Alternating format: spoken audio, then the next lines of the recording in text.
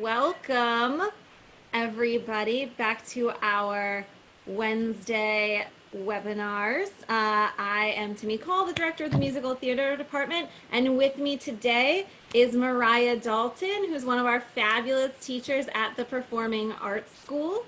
She is an actor, a singer, a dancer, a choreographer. She does it all, and she does all kinds of stuff for us. You also do backstage things as well. Haven't you stage managed before too? Yep. Like a jack of all trades and works with all age groups. We're super proud to have her. She has been with us. This is your third full year coming up, right? Yeah, the end of the third year. That's great. Yeah. So we're very happy to have you with us today, and we're gonna talk a little bit about your background and how you got started in theater, and maybe about your teaching philosophy and all that stuff. So, if anyone in the audience has questions that they want to submit, you can put them in the Q&A, and I'm happy to ask Mariah. And then later in the hour, she is going to welcome some student participants up on the screen, and you're going to be leading some activities, right? hmm Great. Okay. So, I'll start with what I usually have been asking people, which is how did you originally get started in the performing arts?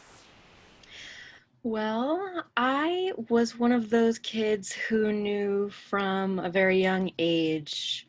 I It started when I would sing along to albums in my living room, and then I um decided I wanted to be a movie star. But as I got older and started doing theater, I said, no, I want to be on stage.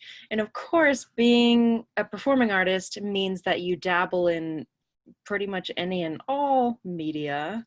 But I would say my heart is on the stage. So that happened from a very young age. Um, I would say 5, 6, 7. And I said, this is definitely what I want to do.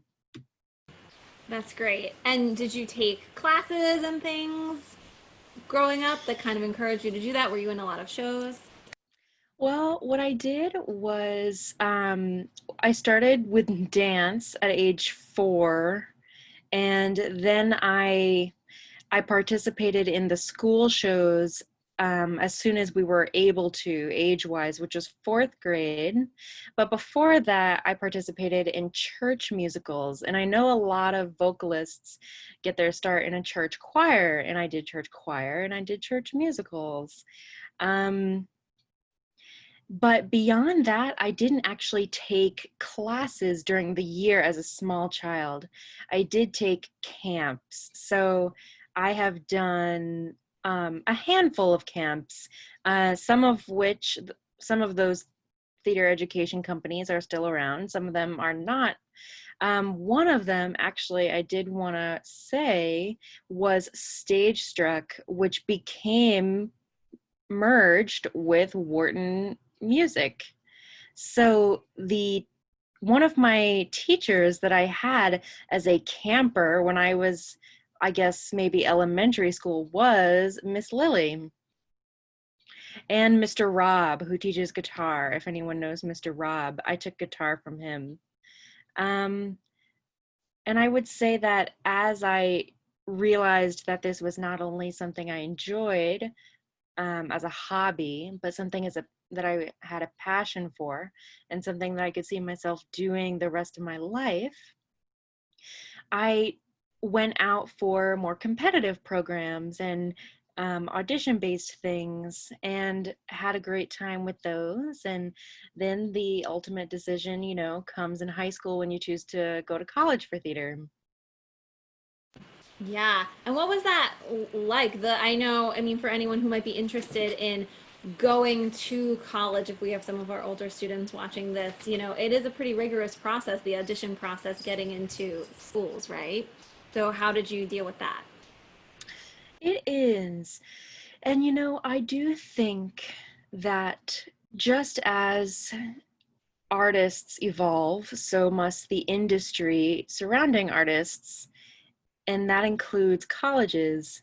For me, the main dilemma was to do a BFA or a BA, aka a conservatory or a liberal arts school. And I ultimately, after I was choosing between Syracuse Musical Theater BFA and Muhlenberg College BA, and I ultimately went to Muhlenberg because I decided that I wanted something well-rounded and I wanted something that nurtured me as a person. But I will say the audition process is is pretty tense. I do think that that process needs to improve, but if you go into it knowing that, as someone who was on an earlier webinar said, Capathia, as she said, there is no such thing as perfection, but there is, you can bring your version of excellence. So, in preparation, like she said, is key. Yeah, that's really, really good advice. So you were an acting major in college, is that correct? Yeah. Yep. But you also did a lot of dancing still. I mean, I think of you as just someone who does everything because, as I remember, you also did a lot of improvising in college as well. So would you mind talking a little bit about some of the different aspects of performing in the performing arts? How about improvisation? What does that mean to you, and how is it important to who you are as a performer? Sure. So I tried improv as a small child, as a camper at Stage Struck, and I was just petrified. Nothing could come to my mind. I was immobilized by my fear of everyone judging me. And so when I came to college, I had said I was gonna go out for the a cappella groups, but not the improv groups. And then after I auditioned for a play and one of the student directors was in the improv groups, he said, you know, Mariah, you should audition for the improv groups. And I will say that I ended up getting it fall freshman year, which I was surprised by. But it really nurtured me not only as an improviser, but as an actor and as a person, because the nature of improv, it asks you to release fear of judgment and release inhibitions about failing and being silly and taking risks. And also, not only doing that for yourself, but holding that for whoever you're improvising with, your scene partner, and remembering that you collaborate and you're on a team. So it is the ultimate quick thinking. And I would say that has helped me in all arenas, even public speaking or job interviews, or if you have to make a phone call that's not so pleasant, um, all of those things. And then I did also I jumped right in with dance, and I was taking ballet, tap, jazz, hip hop, modern, African. Um, I took dance every semester, and I would average 3 to 5 dance classes a semester. Um, and those were just really wonderful. I was lucky to go to a program that is really known for its dance and known for its holistic approach to dance, that not only welcomed, you know, non-traditional bodies, but also thought of dance as a very as a practice that's not just cut and dry. Even the ballet dance was really about embodiment and imagery. So that I was very lucky to do. So I had my improv and my dance classes, but also the plays and the musicals and voice lessons. I really tried to dive into all of the aspects. And I, even my senior year, was lucky to get into the acting on camera class, which was completely different, but was a super fun challenge and a little scary, a little intimidating, but ultimately it, piqued a whole other interest, which was wonderful to try before I graduated and was thrust into the world. Yeah, that's great. I mean, it's so nice to have so many different experiences because I know from working with you, you definitely bring that to the table as a teacher as well.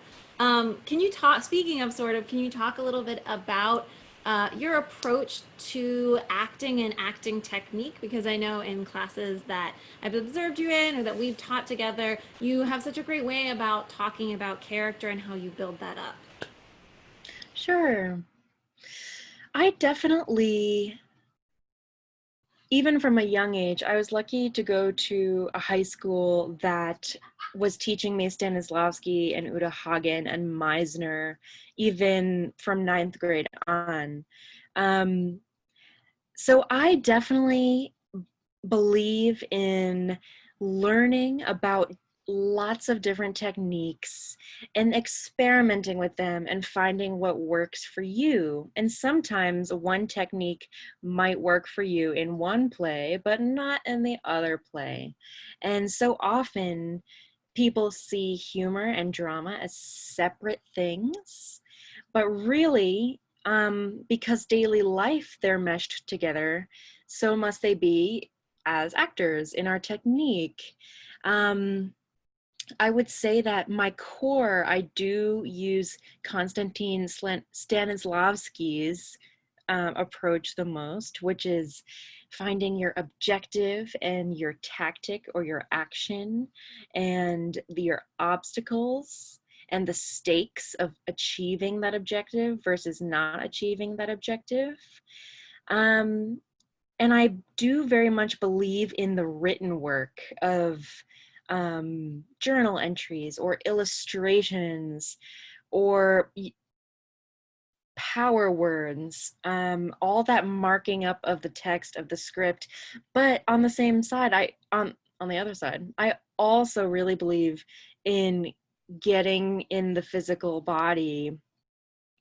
As a matter of fact, like with my scenes in college, whether they were Shakespeare or whether they were contemporary, my scene partner and I would just start out with our script in hand and speaking the lines and following a simple impulse of a push versus a pull, which would guide us to how we thought we could mold the specific actions.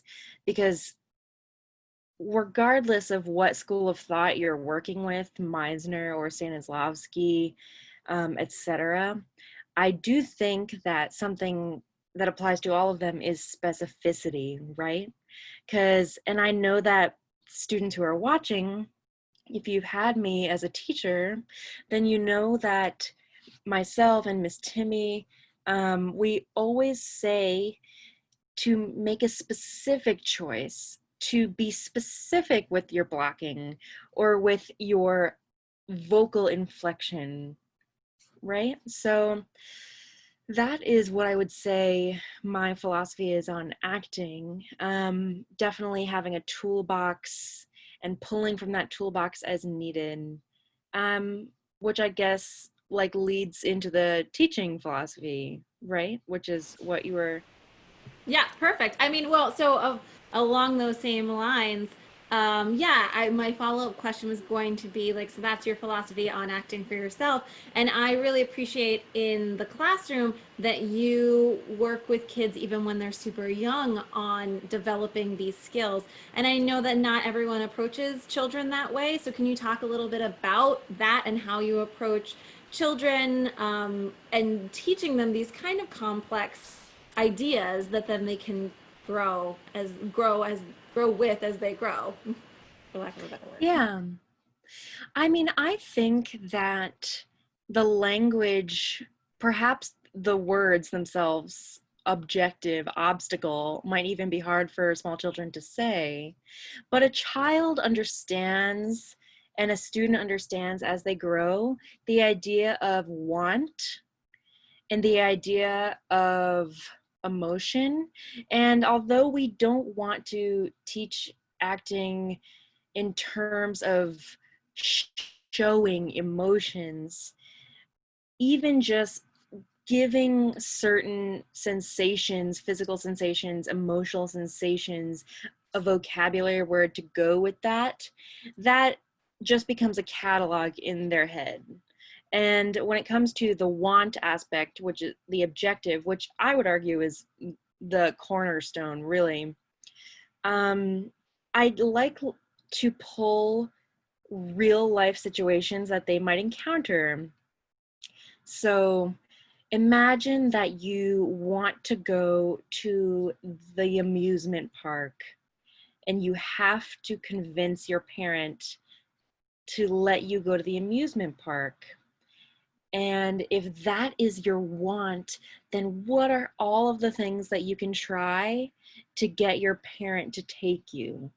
And then it allows them to think back to their memories and a hypothetical situation that is very relatable, and think about all the tactics they might try on their parent. Or I use siblings or friends, people that they might have in their lives that are serving as obstacles to the objective, to the main thing that they want. But I also really like to, I like kids not only to think of the external obstacles, but I ask them, what's some time that you can remember that you wanted something very badly, but you were scared or you were nervous. And they, even as young as 5, all have that. I mean, we all can think of those examples within our own lives. And I say that fear or that nervousness, or maybe that tiredness or hunger, that is getting in the way, but that's not someone outside of your body, that's inside your body. And so that's an obstacle within you. So I really just like to introduce the terminology by picking hypotheticals that may have happened to them or could happen to them easily. Yeah, that's great. And I think it's so important as you do to introduce them to these things early because they can just keep developing that as they go. It's great. What is your favorite thing to teach? Because you choreographed many things. You've taught acting. You teach musical theater. So do you have like a favorite and why? I would say I I would say my favorite, oh, that's hard. I mean, I would just say my favorite is musical theater, to teach musical theater. Um, and for me, this is cheating, but the teaching of the storytelling through acting, song, and dance is my favorite. Because I like to think of choreography not just as technique, but characterized movement that helps tell the story. And I love, um, really, as I saw with certain songs, particularly the Baxen in the musical Winnie the Pooh, when you give them a motivation for their choreography, they latch onto it, um, and they have a lot more fun with it. But then I also really love, and I haven't actually done this at Wharton, but I've done this at other places. I love working with um, kids who are preparing an audition cut or a full song, and working through them with the song, sort of honestly like a monologue, which I also love doing, which is why I'm excited for the monologue camp. So those would be my 2 favorite things. Yes. Oh, that's great. You brought back memories of the backs, and I totally hadn't thought about that. They were so excited about that song, and it was Hmm. a fun one. Oh, we have a question from the audience. Michelle asks, "What is your favorite form of dance?"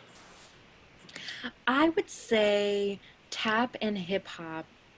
Um, Hip hop is just, it's sort of, hip hop is like the language of um, pop culture. when it comes to dance.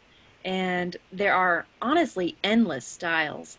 We see obviously a lot of commercial hip hop, but when you break it down, I was extremely lucky to have a hip hop teacher in college who came directly from ball culture and drag culture. He was part of the communities from which hip hop actually originated. So I was really lucky to learn that. And then tap, I think, is extraordinary because it is truly a combination of Irish step, and it's a combination of the dances of the African American people in the turn of the century and jazz music, which is also sort of uniquely American. So that I think would be my other favorite because there's just nothing else like tap too. And it goes so great with musical theater. Mm-hmm. Yeah. All right. Familiar face. Cecilia asks, what was your favorite show that you have ever taught or directed? Well, I would say I would say Winnie the Pooh probably. Um, I absolutely love Seussical um, as a show. And we did face some challenges and found some unexpected, um, surprising plus sides of being virtual with Seussical. But I think that Winnie the Pooh had so much heart and Lovely. some really fun music. Yes, good answer. That's great. So, speaking of, you kind of led me into my next topic, which is we've been teaching virtually since March, since the pandemic hit. And how has that been for you as a teacher? Like you were in classroom face to face, and with theater, it is something you, a lot of the times, you feel like you want to be in the same room, but we have managed to do things virtually.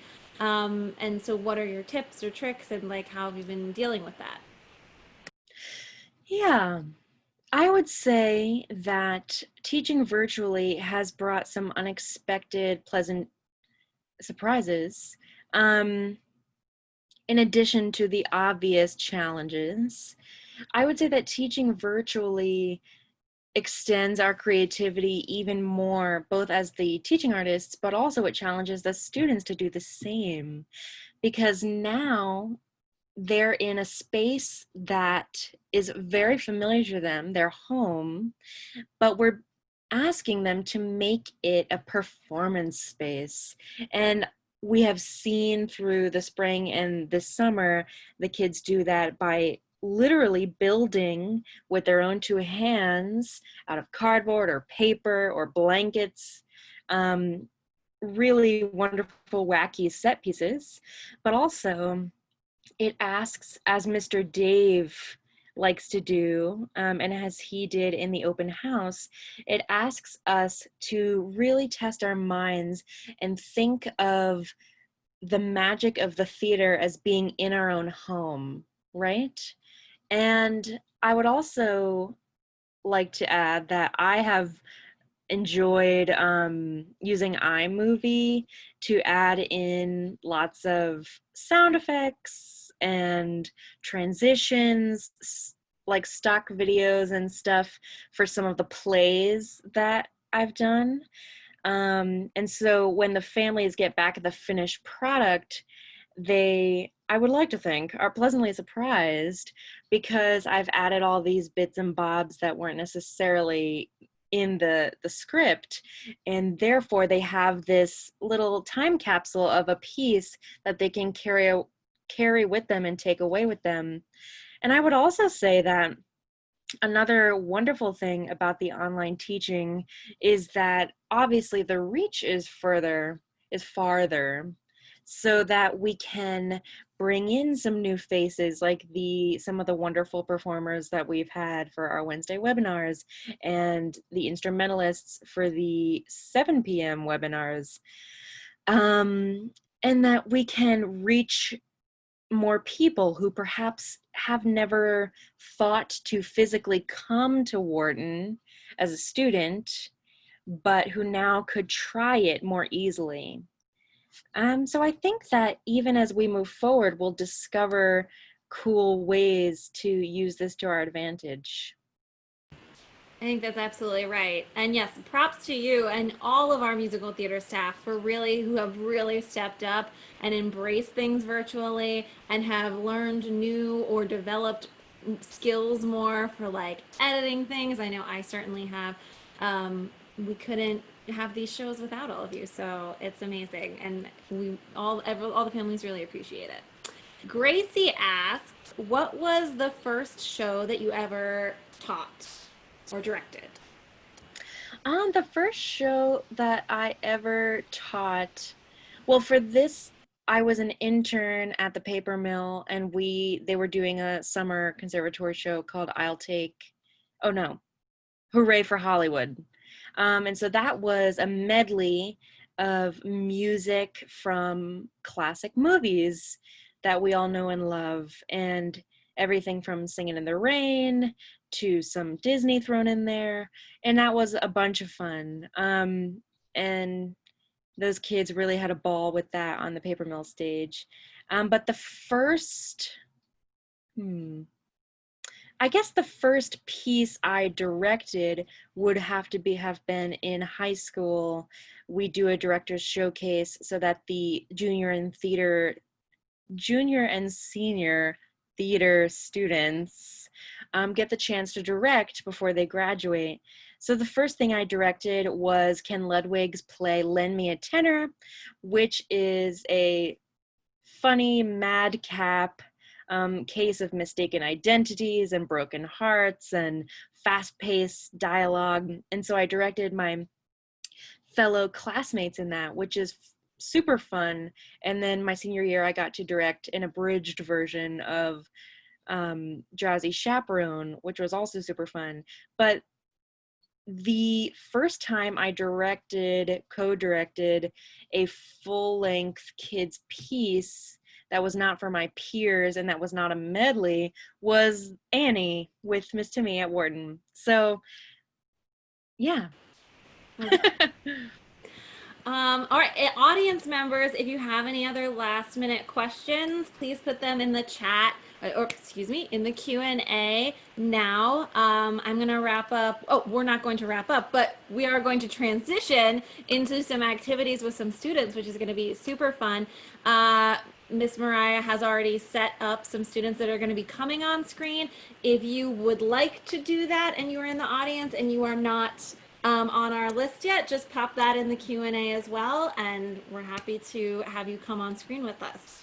So what I've been asking everyone so far at these Wednesday webinars is if you could give people, meaning our students or any aspiring performers that are in the audience, one piece of advice about being in the performing arts, what would it be? I would say that you bring something unique to the table, and comparing yourself to others is gonna just hold you back. So whether that's a classmate or someone you did a show with, comparing yourself to someone else's vocal range or their dance skills, or if you see them cry in a scene and you feel like you can't cry in a scene, which is also, that's a whole other thing. But if you just, take a deep breath and remember that everyone has strengths and weaknesses, and the nature of art is that we grow as artists as we grow as people, and also a lot of it is subjective. So there is no perfection, and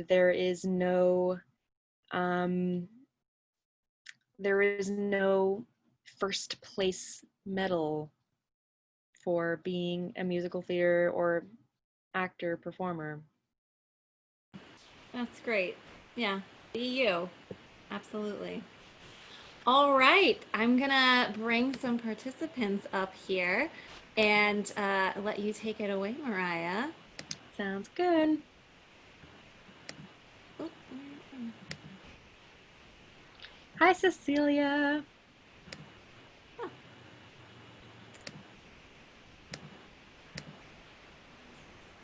Hey, Gracie. Hi. okay. And hi, Jackson. Hi. Oh, we have a comment. Christian, who's also one of our performing arts school teachers, says, "Great advice, Mariah." Woo. Okay. Okay. Okay, so what I wanted to do first is just a little loosening up of the body.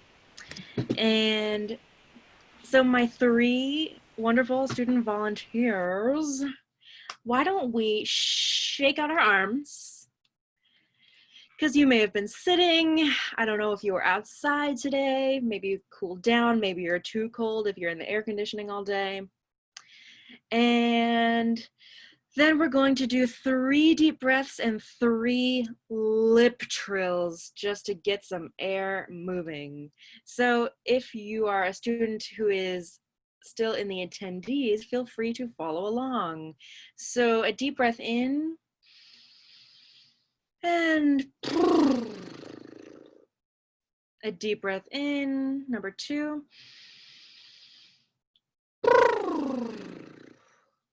And one more deep breath in. Okay. So let's start with a simple tongue twister and then we'll jump into a game. Okay? So this tongue twister is kind of tricky. You may have heard it with me or you may have not. It goes like this. Unique New York. Unique New York. You know you need unique New York. So let's try saying it together. I know the audio might not match up, but that's okay. If you guys want to take yourselves off mute, that would be good. And then we'll try speeding it up while not jumbling all the syllables.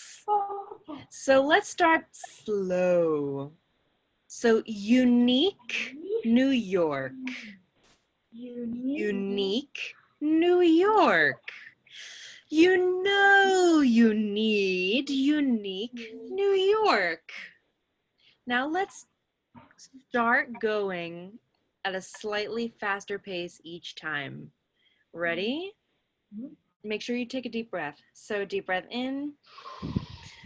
Unique New York, unique New York. You know you need unique New York, unique New York, unique New York.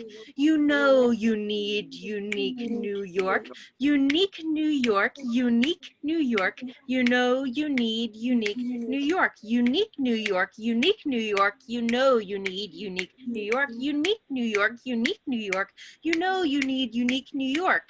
Does anyone want to try it by themselves? Jackson? Yeah. Okay. Unique New York. Unique New York. You know, unique New York. Nice. It's super hard not to say unique Unork, right? Yeah. That's the main trap of this one. Cecilia or Gracie, do you want to try this one? You've probably done it before. Unique New York. Cool. Okay. So now that we have done a little bit of loosening of the body and we have done a little vocal warm up, what I'd love to do is this game called Smorgasbord. So the word smorgasbord itself, you may have heard it, you may have not. It basically means a little bit of everything. So if you've heard it, most likely someone said they were eating a smorgasbord. So eating a little bit of everything, maybe leftovers or a buffet, what have you.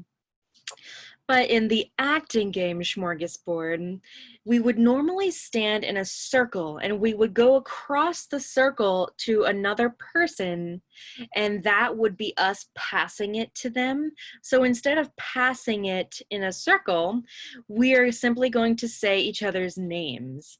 So Cecilia, Gracie, Jackson. We know each other's names. And how it starts is one person comes up with a silly sentence. It can be pretty much anything in the world. And we try to make it totally different than our real life selves. And then I say that silly sentence to one of you, and I will say your name at the end. So then when you receive the silly sentence, you then have to say it and say someone else's name to pass it to them. But you want to try to do it exactly as the person before you has done it. So I always use this example. I'll start with an example, and then I would love for you three to make up a silly sentence of your own, okay? So the silly sentence example that I'm gonna make up is, would you like a spot of tea, Cecilia? So Cecilia, if you're going to pass that to Jackson or Gracie, you would try the same pitch, the same accent, the same inflection, and the nasally quality. I'm pretty sure you've done this game, but I'm just explaining for anyone who might have forgotten, or friends at home who might want to try this with their friends, because it's fun to play with a large group no matter who you are. So if you were to pass it to Gracie, can you show us how you would do that?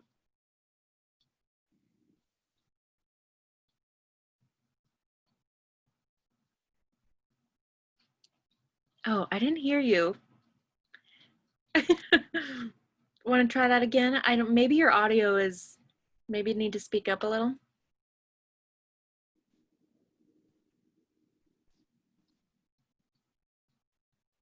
Uh-oh.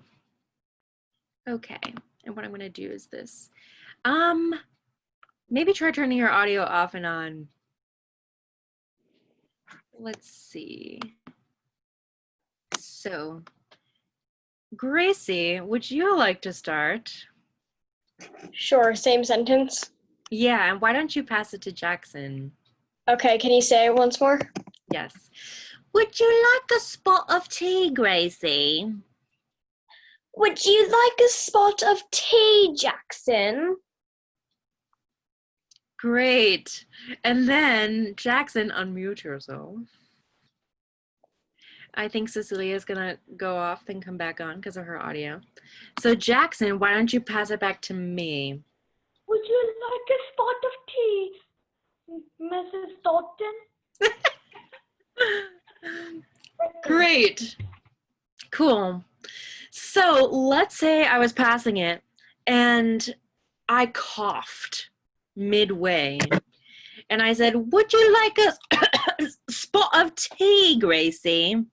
Because I coughed and I was the person right before you, you would have to cough.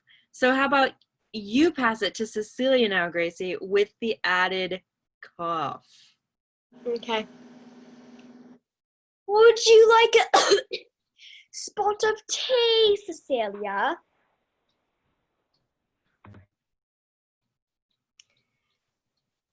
Would you like a spot of tea, Jackson? Would you like a spot of tea, Mrs. Dalton? You can call me Miss Mariah Jackson. That's okay. Cool. So that was just an example. Now, what I would love is for each of you to have a turn making up the wackiest sentence that you can come up with as we pass it to each other. And then as we pass it to each other, it might change accidentally. It might devolve into just silly sounds.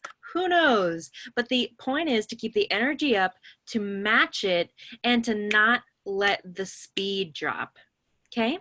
So, Cecilia, Grace, or Jackson? Who wants to go first? Jackson? Cool. All right, so make up a wacky sentence, and remember, don't forget to say the person's name at the end. Bananas taste fuzzy, Cecilia. Bananas taste funny, Gracie. Bananas taste funny, Miss Mariah. Bananas taste funny, Jackson. And you can keep going. Okay. Bananas taste funny, Gracie. Bananas taste funny, Cecilia. Bananas taste funny, Miss Mariah. Bananas taste funny, Gracie. Bananas taste funny, Jackson. Bananas taste fuzzy, Cecilia. Bananas taste funny, Miss Mariah. Bananas taste funny, Gracie. Bananas taste funny, Cecilia. Bananas taste funny, Jackson. Bananas taste fuzzy, Mariah. Bananas taste funny, Jackson. Bananas taste funny, Gracie. Bananas taste funny, Cecilia. Bananas taste funny, Miss Mariah. Bananas taste funny, Gracie. Bananas taste funny, Jackson. Bananas taste funny, Mariah. Bananas taste funny, Cecilia. Bananas taste funny, Gracie. Bananas taste funny, Miss Mariah. Good. Cool. Okay, now what I'd like to do. Oh, do you have a question, Jackson? Yeah. It also kind of changed. I know that's kind of the point, but here, this is what I actually said. Bananas taste fuzzy, not funny, fuzzy. You got that in last Oh, year too. that's funny. And see, that's the point. If someone mishears it, you just Yeah. gotta roll with it, right? Yeah. So now what I'd like to do, Cecilia or Grace, you get to make up one, and this time we're gonna do something physical with it. So not just a funny voice, a funny accent, a funny sentence, but something physical. Move your body, jump up and down, throw your arms in the air, whatever you want to do. So who wants to go? Okay, cool. Gracie? I have a pet penguin and a pet tiger. Say a name. Oh, Jackson. I have no idea how you act out, but okay. You got it. Oh, you're muted. You're muted. You gotta unmute yourself, Jackson. I have a pet penguin, Celia. I have a pet penguin, Miss Mariah. I have a pet penguin, Gracie. I have a pet penguin, Cecilia. I have a pet penguin, Jackson. I have a pet penguin, Mrs. Mariah. I have a pet penguin, Gracie. I have a pet penguin, Jackson. I have a pet penguin, Cecilia. I have a pet penguin, Gracie. I have a pet penguin, Miss Mariah. I have a pet penguin, Cecilia. I have a pet penguin, Jackson. I have a pet penguin, Gracie. I have a pet penguin, Miss Mariah. Good, good. Okay, now Cecilia, last but not least, I want you to make one up and try to make it totally different than what we've done. Add a nice physical flair, anything super silly, and keep in mind, just like if someone mishears something or coughs and you have to include that in the repeat, if someone does something with their body that's different, you also have to include that in the repeat. Like if someone trips or if someone does 2 arm circles instead of 1. Okay, so do you have an idea, Cecilia? thinking. Okay. It can be anything totally silly.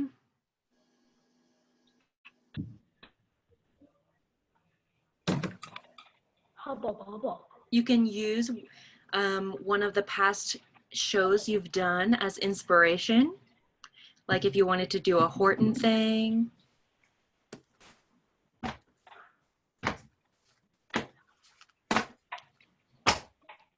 That didn't help.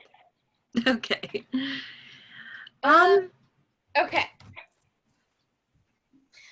I am from the state of Africa. Wait, that's not a state. Yeah. Okay, we'll go with it. You gotta say a name. Oh, Gracie.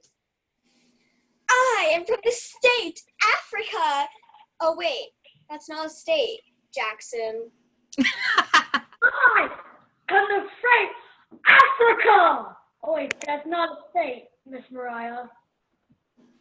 I am from the state of Africa. Oh, wait. That's not a state, Cecilia. I am from the state of Africa. Oh, wait, that's not a state, Jackson. I come from the state Africa. Wait, that's not a state. A name. Gracie. I am from the state of Africa. Oh wait, that's not a state. Cecilia. I am from the state of Africa. Oh, wait, that's not a state, Miss Mariah. I am from the state of Africa. Oh, wait. That's not a state, Jackson. I come from the state Africa. Oh wait, that's not a state. Miss Gracie. I am from the state of Africa. Oh wait, that's not a state, Cecilia. I come from the state of Africa. Oh, wait, that's not a state, Jackson. I come from the state Africa, Miss Mariah. Good. Great. So and this game is super fun with the more people you have.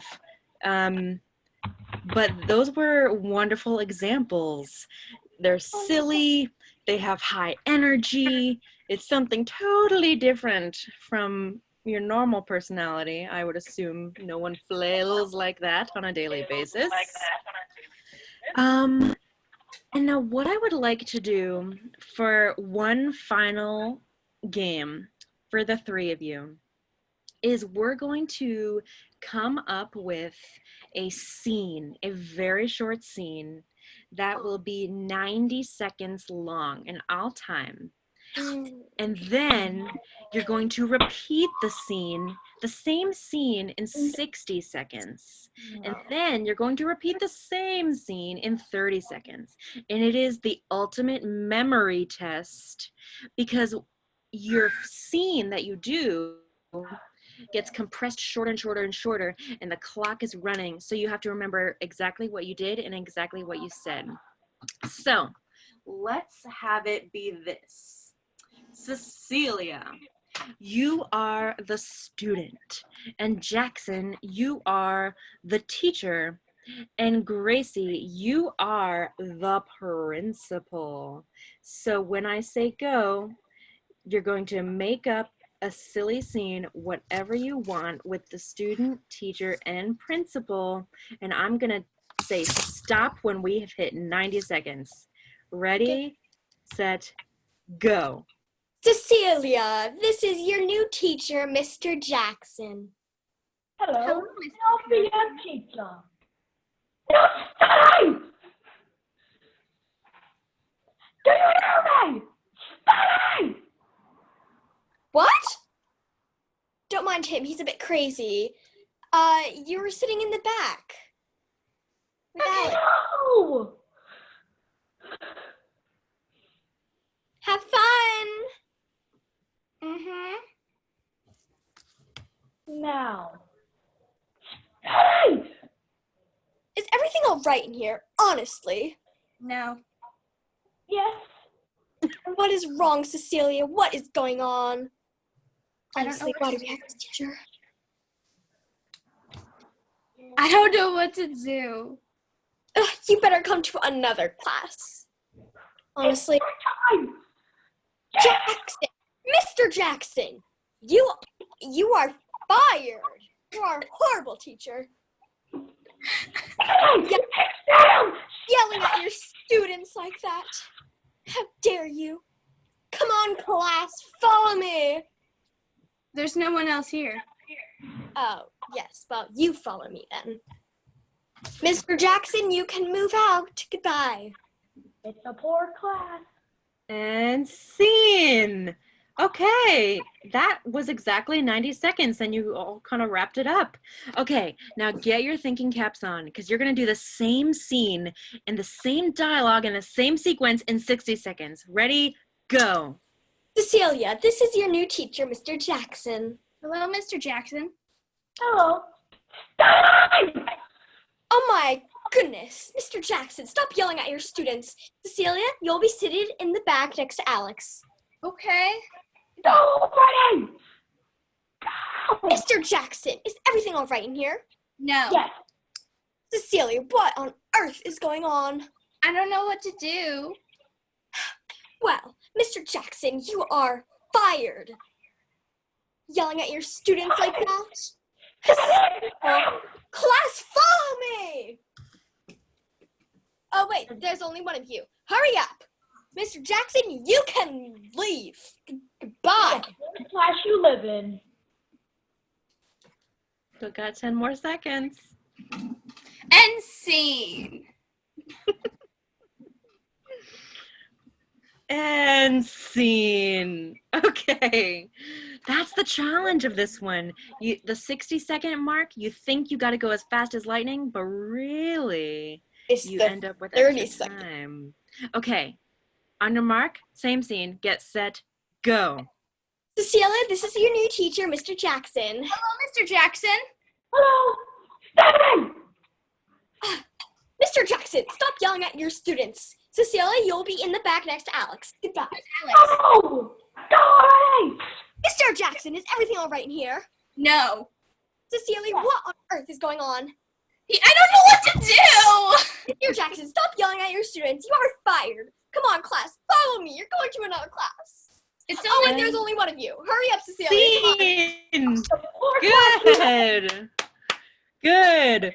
That's just a fun lightning round game that I like to have students play to get their energy up and get their memories working. Wow. Thank you so much, students. You're welcome. Miss Timmy, we can't hear you. Yeah.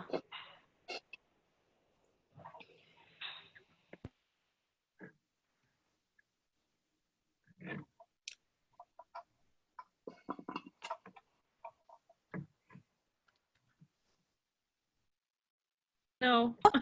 You can't hear me? Oh, now I can. now. Yeah. What? I just I guess, I don't know. My microphone must have gotten unplugged. I apologize. Students, thank you for joining us. I'm going to send you back to attendees, but don't leave yet because Miss Mariah has a little wrapping up to do. Thank you so much. Got a guy. All right. How in the world? So, Miss Mariah, I've been asking a lot of our guests if they would perform for us a little bit. So do you have something you would like to perform for us? Sure. So, because the last class that I was teaching, they were doing Dorothy's Adventures in Oz, I have had Somewhere Over the Rainbow stuck in my head literally for the past several weeks as I've edited that video and everything. So I figured, similar to what Carpathia did, just a nice simple song, I would do that one. Yeah? Okay. So, somewhere over the rainbow, way up high, there's a land that I heard of once in a lullaby. Somewhere over the rainbow, skies are blue, and the dreams that you dare to dream really do come true. Someday I'll wish upon a star and wake up where the clouds are far behind me, where troubles melt like lemon drops away above the chimney tops. That's where you'll find me. Somewhere over the rainbow, bluebirds fly, birds fly over the rainbow. Why, then oh why can't I? If happy little bluebirds fly beyond the rainbow, why, oh, why can't I? Thank you. So thank you everyone for being, I know Mariah has some parting words she's going to give you, and I think it would be nice to end on that note. So I'll just give my little announcements first and then pass it back to you to finish. So thank you for being here. Remember, we have a Wednesday webinar every single Wednesday of the summer from 4 to 5 p.m. So please come back next week.